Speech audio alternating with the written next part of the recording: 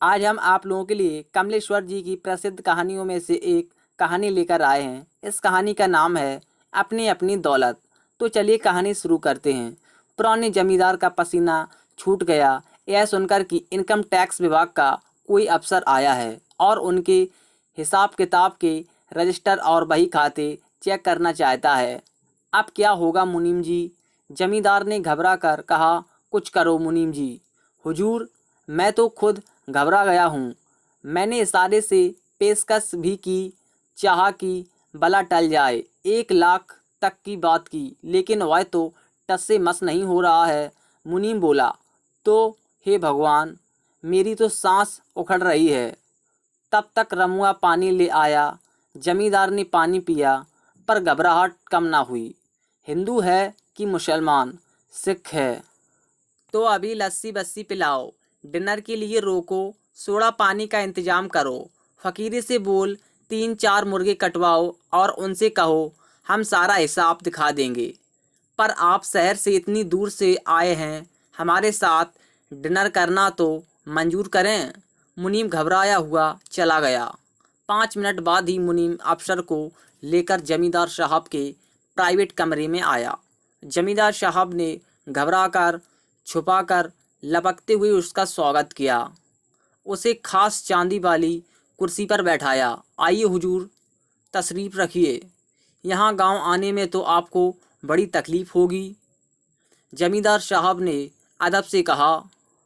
आप क्या करें जमींदार साहब, हमें भी अपनी ड्यूटी करनी होती है। आना पड़ा, अफसर बोला।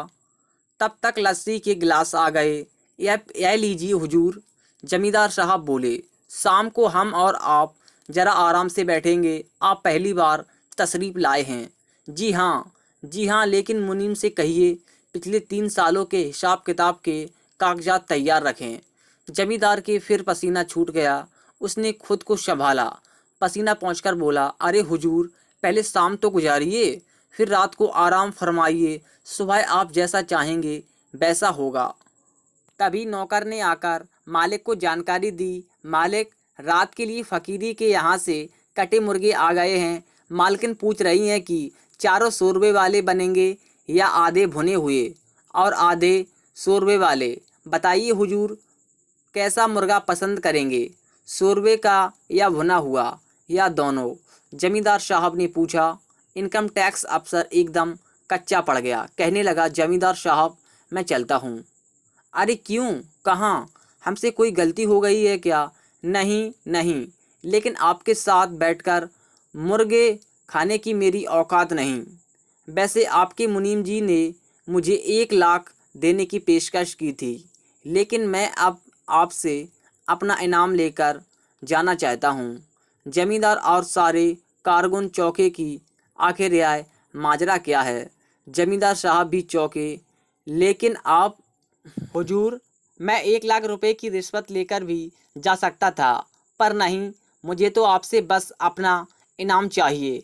इनाम? जी हुजूर, मैं इनकम टैक्स वाला अफसर नहीं, मैं तो आपकी रियासत का बहरूपिया किशन लाल हूँ। सोचा अपनी कला दिखाकर आपसे ही कुछ इनाम हासिल किया जाए। जमींदार भड़क गया। तो तू किस्नू धानुक है, रामू धानुक का आवारा बेटा? अरे हरामजादे, तेरी वजह से मुझे हार्ट अटैक भी हो सकता था। तेरा इनाम बिनाम तो गया भाड़ चूल्हे में। अगर सदमे से मुझे कुछ हो जाता तो मैं हुक्म देता हूँ, हमारी रियासत छोड़कर कहीं भी चला जा। यहाँ दिखाई दिया तो मैं तेरे हाथ पैर तुड़वा दूंगा। बहरूपिये कलाकार किशन लाल को इनाम तो नहीं ही मिला। डर के मारे उसे वह कस्बा भी छोड़ना पड़ा। फिर कई बरस बाद जमींदार के उसी गांव में एक बूढ़ा साधु आया। वह एक पीपल के पेड़ के नीचे धूनी रमा के बैठ गया। वह किसी से कुछ मांगता नहीं था। उसके प्रति लोगों का आकर्षण बढ़ने लगा। वह थोड़ा प्रवचन भी देने लगा। लोगों ने उसकी कुटिया बनवाने की बात की तो उसने मना कर दिया।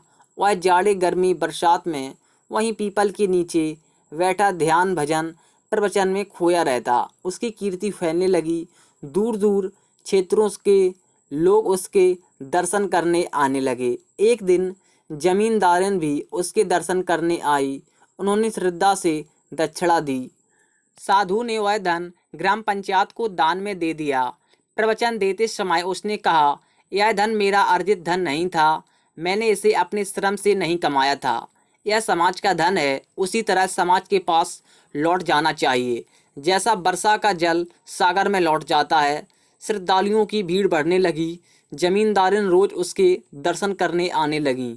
एक दिन उन्होंने जमींदार साहब से कहा, क्यों ना हम साधु जी को हवेली में ले आएं। वे जाड़े गर्मी बरसात में वहीं पीपल के नीचे बैठे रहते हैं। बारिश के दिनों में वहाँ बहुत कीचड़ हो जाती है, भक्तों को बड़ी असुविधा होती है।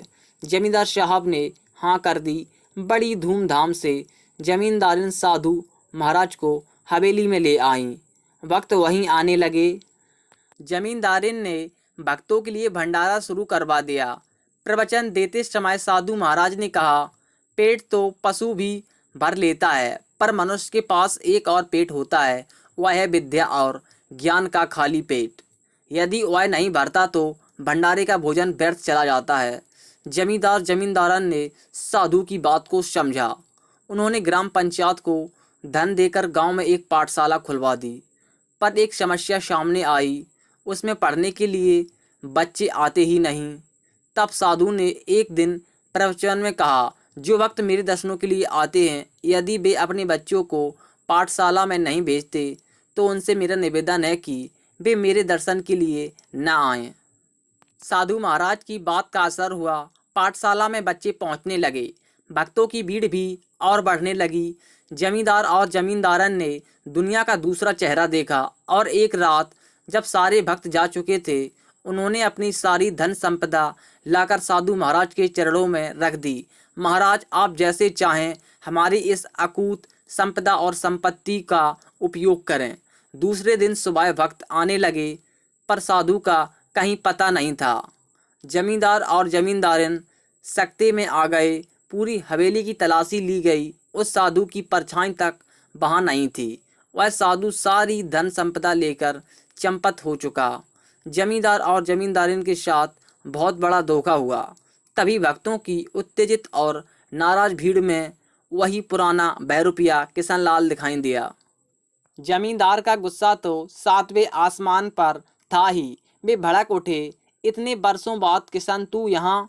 मैंने तो तुझे देश निकाला दिया था, तू यहाँ क्या करने आया है? हुजूर, मैं अपना इनाम लेने आया हूँ, किशनलाल ने अदब से कहा। कौन सा इनाम? किस बात का इनाम? हुजूर, पिछला इनाम भी जो आपने नहीं दिया था, और इस बार का इनाम भी। इस बार का इनाम लोग भौचक्के थे। जी हुजूर, वो साधु मैं ही तो था जिसे कल रात आपने सारा खजाना सौंप दिया था। लोगों को विश्वास नहीं हुआ। ताज्जुब से जमींदार ने पूछा, तू ही वह साधु था? जी हुजूर। तो वो सारी धन दौलत कहाँ है जो मैंने तेरे हवाले की थी? हुजूर, वो सारी दौलत हवेली की पिछवाड़े वाली कोठरी में सही सलामत रखी है। नौकर चाकर दौड़ पड़े। वे खजाने वाली गठरी उठा के ले आए। वह उसी की साधु वाली धोती में बंधी थी। गठरी खोल के देखी गई। सारी दौलत के साथ ही उसमें उसकी दाढ़ी मूछ भी रखी थी। उसका गेरुआ कुर्ता और रुद्राक्ष की माला और अन्य मालाएं भी जो वह साधु के रूप में पहनता था। भक्तों की पूरी भीड़ ने राहत की सांस ली। जमींदार जमींदारन ने उसे ताज्जुब से देख रहे थे। अरे पागल, तब तो तू इनाम क्यों मांग रहा था? तू तो यह सारी दौलत लेकर भाग भी सकता था। भाग तो मैं जरूर सकता था हुजूर, लेकिन तब साधुओं पर से लोगों का विश्वास उठ जाता हुजूर। लोगों ने उसे आंखें फाड़ फाड़ कर आश्चर्य से देखा। जमींदार और जमींदारन ने भी। सबकी आंखों में अचरज था। कितना बेवकूफ़ आदमी है यह, अपनी सच्चाई न बताता और सारा खजाना लेकर भाग जाता तो जमींदार भी क्या कर लेता। किस्नू भैरुपिया अपने इनाम के इंतजार में चुपचाप खड़ा था। तभी जमींदार साहब ने कहा, किस्नू, यह जो तेरे साधु के कपड़े मालाएं वगैरह पड़ी हैं, इन्हें तो उठा ले। वो तो मैं उठा लूँगा, पर मेरा इनाम वह तो दीजिए। सचमुच हमें तेरी अकल पर बड़ा तरस आ रहा है किस्नू। जमींदार साहब बोले, तू सचमुच मूर्ख है। हुजूर, आखिर मैं कलाकार हूँ ना। हम मूर्खों से ही दुनिया चलती है। मुझे तो सिर्फ अपना इनाम चाहिए, आपकी धन दौलत नहीं। महफिल से